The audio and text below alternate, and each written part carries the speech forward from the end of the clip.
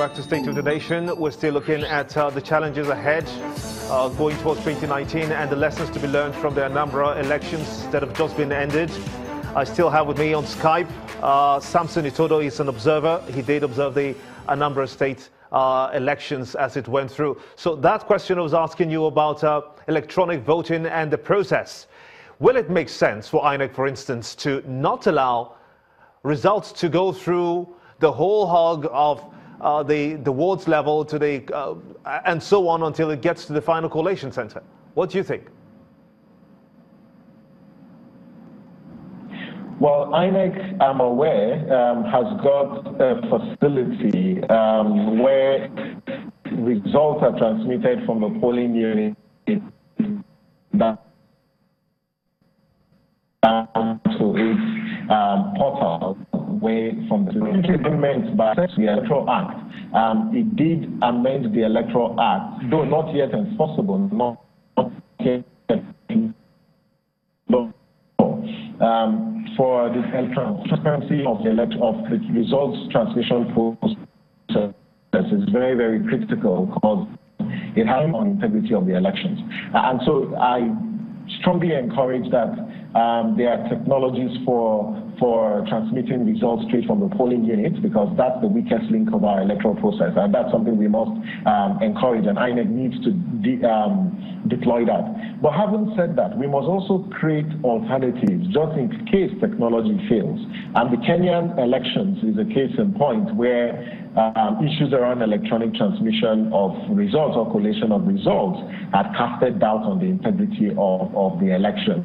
I'm particularly impressed with what the Electoral Commission did in Anambra in deepening the integrity of the process by ensuring that polling unit results are posted at the polling units using the form EC60E form, which was quite remarkable. And if you go online, you could see people taking pictures of the results posted at the polling unit and sharing them. So I think the results collation process needs to be more transparent, more open, and technology to an extent can help us do that. But the question then arises, electronic voting? My apology, permit me to just butt in here, but the question then arises that if those results were collated in good time, why would it have to take 7 hours? I can imagine that you yourself waited for about 7 hours to have those results announced.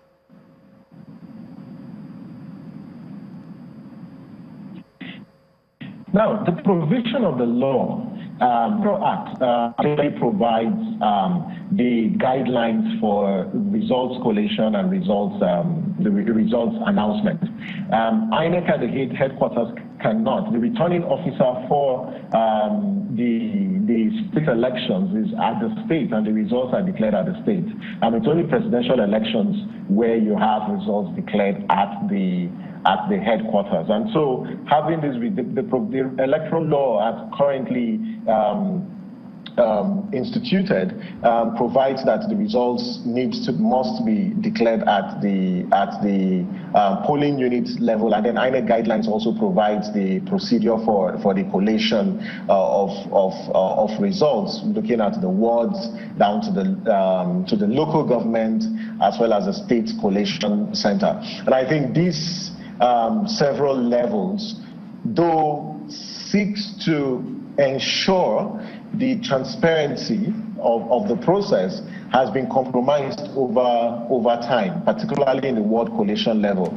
And I tell you for a fact that even in Anambra, there were attempts after the elections to compromise the collation process at some local government level. But thank God for the resistance that the collation officers actually gave that didn't ensure that ensured that the process was not compromised. But I think that INEC needs to strengthen its process for results transmission straight from the polling unit down to either the state or to the headquarters in a way that is transparent, fireproof, and open, Samson, that it boosts the confidence of citizens in the process. Brilliant.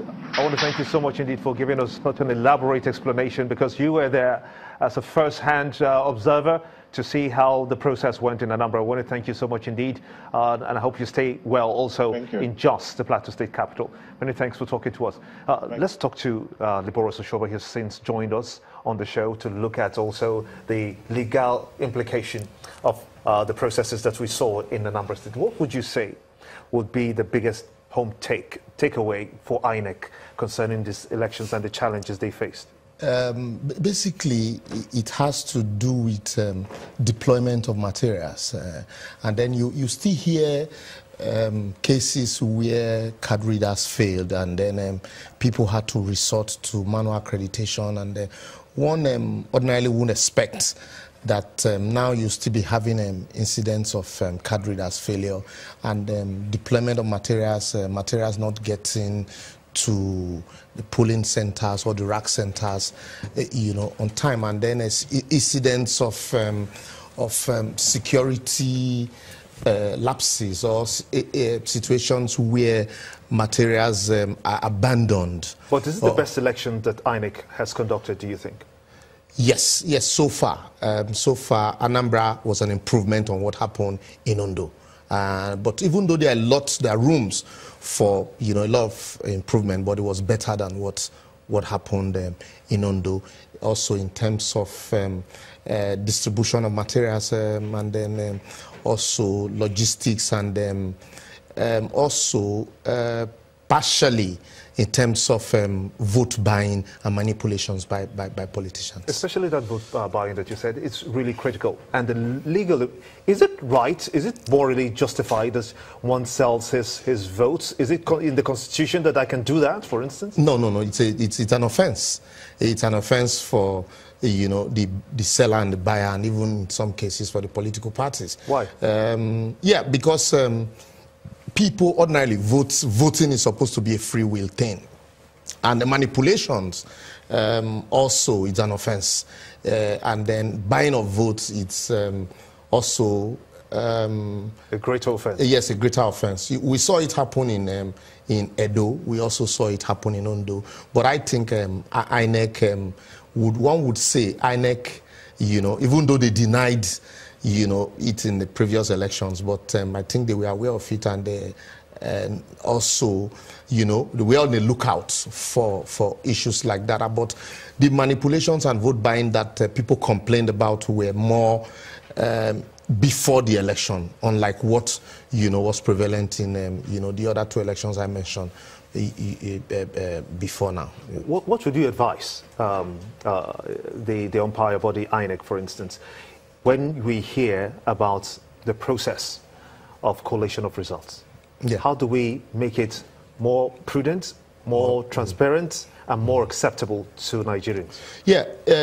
It's a process, it's a growing process. We are not where we ought to be, but we are definitely not where we were. The Anambra election, it's from the collation that we saw, and from the announcement of result. The election before now, the final results were announced on a Monday early hours in the morning. But so there's an improvement on this now that the final results were announced on a Sunday at about 7 p.m. in the evening. After they waited for about 7 hours. Yes, and so one would have expected that with the amendment to the Electoral Act, that accreditation would go on simultaneously with collation.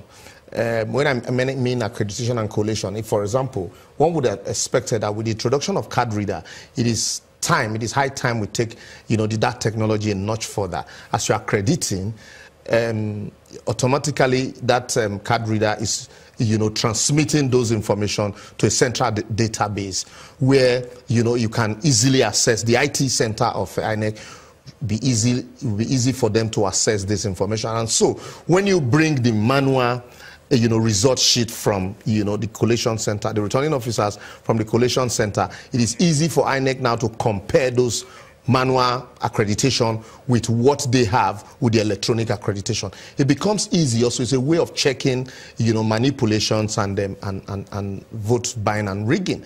So it becomes easy because the electronic copies of accreditation are already, at the collation center or at the INEC office. So when you bring the manual ones, because where you have complaints are between voting centers, the polling booths, and collation centers. Because in some cases you hear people say, oh, the result as announced at the polling center were not the same thing that we announced at the collation center. But that's not the case with the one that happened in Anambra. Because you saw the ABGA returning officer, the ABGA representative coming with result sheets as collated from polling units. So they would not want a situation where there would be manipulation of figures. But if INEC would take it a notch further, card reader, perfect, we need to improve on it. But if they'll take it enough further by introducing the use of internet to collate this thing, it will be much more easier, and then it will be a better way to check rigging. Brilliant. Dribble Rosashoma, you made it to the studio at the very last minute when I asked you to come in quite late indeed. Many thanks indeed for talking to us on State of the Nation. My pleasure. And of course to you for being part of the show. Join me tomorrow for a fresh package. I am Gimba Omar. Until then, have a splendid evening. Bye for now.